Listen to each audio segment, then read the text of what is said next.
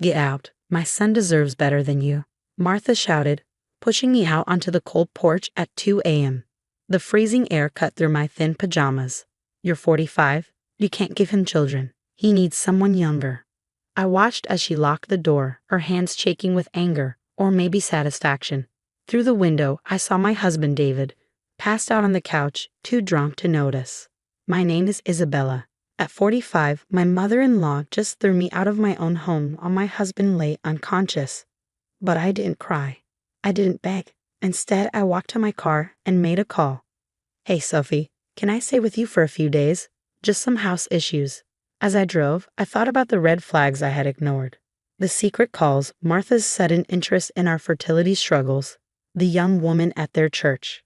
David and I met when I was 40 and he was 38. It was a whirlwind romance. He didn't care about the age gap, but Martha did. No matter what I did, cooking her favorite meals, helping with her charities, it was never enough. When I arrived, Sophie was already waiting. Izzy, what happened? And don't lie. I sighed. Martha finally did it. She kicked me out. What? She can't do that. The house is in your name too. Actually, I said, settling onto her couch, it's only in my name. Sophie's jaw dropped. I opened my laptop, showing her documents, emails, bank statements, deeds. Years ago, David transferred everything to me to protect our assets during a lawsuit. Martha never knew. And that's not all. I continued pulling up another folder. Photos showed Martha with a young woman, Jessica, 28. They were shopping, having lunch, even visiting a fertility clinic. Martha's been preparing Jessica to replace me, I said. She promised her my house, my cars, everything, but none of it belongs to her. Sophie shook her head. So what's your plan? I smiled. First, sleep, then my lawyer. For 2 days, I stayed quiet. I ignored David's calls and Martha's texts. My lawyer worked fast. Your security footage proves Martha broke into your office, he said. With a conspiracy to steal your assets, we have a case. And the restraining order? I asked. Ready to be filed. Neither Martha nor Jessica will be allowed near your properties. On the third day, I made my move. First, the police removed Martha and Jessica from my house. Then they were served restraining orders. Finally, I changed the locks, this time with a high-tech security system. Later, David showed up, confused. Izzy, what's going on? Mom said you left me for another man. Then the police came. I slid a folder toward him. Your mother lied. She threw me out and tried to move your girlfriend in. Yes, I know about Jessica, the fertility clinic, everything. David's face went pale. Wait, the house, the cars, they're all in your name. Everything, I said. And now your mother is facing criminal charges. But she was just trying to help me, he mumbled. I laughed. Help? By destroying our marriage? By plotting with another woman? That's not help, David. That's manipulation. Just then, my phone buzzed. A message from Martha. Please, we need to talk. I didn't know. Please don't do this. I showed it to David. Your mother made her choice. Now, what's yours? David sat across from me, looking shocked and confused. He ran his hands through his graying hair. I never meant for this to happen, he said. Mom kept saying we needed a fresh start, that you were holding me back. And Jessica? I asked quietly. Was she part of this fresh start? David flinched. Nothing happened. Mom introduced us at church, kept inviting her over when you were working late. She said Jessica reminded her of herself when she was young. I turned my laptop toward him. Nothing happened. Then explained this.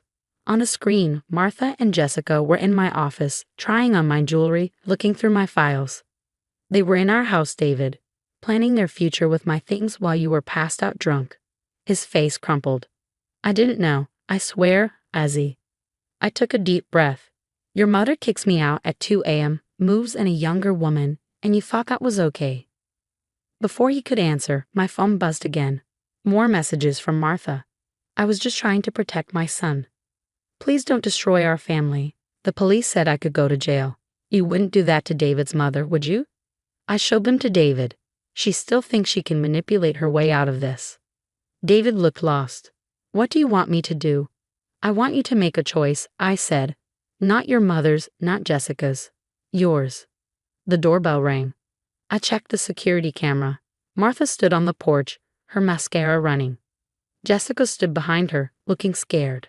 "They're breaking the restraining order," I said, picking up my phone. "Wait," David said, touching my hand. "Let me talk to them first." I studied his face. For the first time in months, he looked clear-headed. "5 minutes," I said. "And they stay outside." David stepped onto the porch and shut the door behind him. I watched through the security camera. Martha reached for him, but he stepped back. "How could you do this, Mom?" he asked. "You broke into our house. You went through Izzy's things." "I did it for you," Martha cried. "She's too old for you, David. She can't give you children. Jessica is young, fertile." "Stop it," David snapped. "You didn't do this for me. You did it for yourself. You never accepted my marriage, and now you've gone too far." Jessica spoke up. "David, your mom said you loved me, that you were just waiting for the right time to leave her." David shook his head. "I never said that. Mom, you told me Jessica was just a friend. But you were planning to ruin my marriage." Martha's face hardened. "She'll send me to jail." "Your own mother. How can you let her do this?" "You did this to yourself," David said quietly. "Breaking into our home, trying to steal from Izzy. Those were your choices." Martha's face fell. Jessica was already backing away, realizing she wasn't getting my house after all. "David, please," Martha begged. "Tell her to drop the charges." "No, Mom," he said firmly. "I won't ask her to do that. You need to leave. Now, before I call the police myself." I watched as they left. I felt relief, sadness, and something close to pride. David had finally stood up to his mother. When he came back inside, his eyes were red, but his shoulders were straight. "I'm so sorry, Izzy," he said. "I've been a fool." "Yes, you have," I said, but gently. "What happens now?" He sighed. "I need help. I've been drinking too much, letting Mom control me. I don't want to lose you, but I understand if it's too late." I sat beside him, close but not touching. "It's not too late, but things have to change. Your mother has to face the consequences. You need help for your drinking. And we need counseling. A lot of it." "Anything," he said. "I'll do anything to fix this." Just then, my phone buzzed again. A message from Martha. "You've turned my son against me. I will never forgive you for this." I showed it to David. He sighed. "She still doesn't get it. But I do. I choose you, Izzy. I choose us." As the security system beeped, showing Martha's car leaving the street, David squeezed my hand. I squeezed back. Sometimes everything has to fall apart before you can build something stronger. 6 months passed like seasons changing, each day bringing small but significant transformations. David kept his promise, attending AA meetings 3 times a week and counseling sessions twice a month. I went with him to couples therapy, where we slowly rebuilt the trust that had been fractured. Martha faced the consequences of her actions. The court showed leniency due to her age and David's plea, sentencing her to 2 years probation and mandatory counseling. She was also ordered to pay substantial restitution for the items she damaged in my office during her break-ins. Jessica disappeared from our lives completely. Last I heard, she'd moved to another state, perhaps finally understanding that she'd been a pawn in Martha's game. One crisp autumn evening, as David and I sat on our back porch watching the sunset, he turned to me with clear, sober eyes. "You know what I realized today? It's been exactly 6 months since that night." I nodded, sipping my tea. The memory of that cold midnight eviction no longer stung like it used to. "A lot has changed. Mom called again," he said quietly. "She wants to apologize in person. Says her counselor thinks it's important for her healing process." I considered this for a moment. "And what do you think?" "I think," he said slowly, "that for the first time in her life, she's actually doing the work. But I also think it's your decision. She hurt you more than anyone." His words warmed me more than the tea. 6 months ago, he would have pressured me to forgive and forget, to keep the peace. Now he understood the importance of boundaries. "We can meet at a neutral place," I suggested. "That little cafe downtown, perhaps." 2 days later, I sat across from Martha in the sunny cafe. She looked different, smaller somehow, less imposing. The perfectly coiffed hair and designer clothes were gone, replaced by a simple sweater and minimal makeup. "Thank you for agreeing to see me," she began, her hands wrapped tightly around her coffee cup. "My counselor wanted me to tell you how sorry I am, but that feels inadequate." "It is. I agreed calmly. She flinched but continued. I was wrong. Not just about what I did, but about everything. I thought I was protecting David, but I was only protecting my own ego. Seeing him so happy with someone who didn't need my guidance, it made me feel obsolete. You're his mother, Martha. You could never be obsolete unless you choose to be. Tears welled in her eyes. I chose wrong. I let my pride and prejudice blind me. Watching David these past months, he's happier, healthier. He finally grew into the man he was meant to be, and it happened when I stepped back, not when I tried to control everything. I stirred my tea thoughtfully. You know this doesn't fix everything, right? Trust has to be rebuilt. Boundaries have to be respected. I know, she nodded. I'm not asking for forgiveness yet. I'm just asking for a chance to prove I can change. As I drove home later, I thought about change and redemption. Martha's actions had nearly destroyed our family, but they'd also forced us to confront long-standing issues. David found sobriety and independence. I found my voice and strength.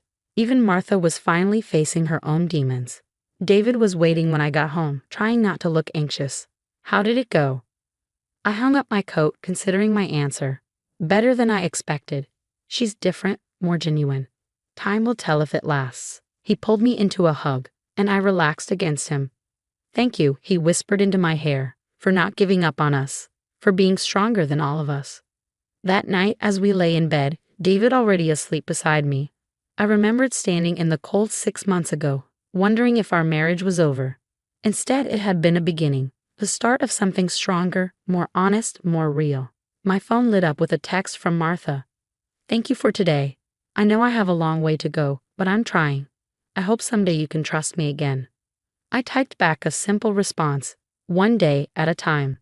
It was what David always said at his AA meetings, and it felt right for this situation too.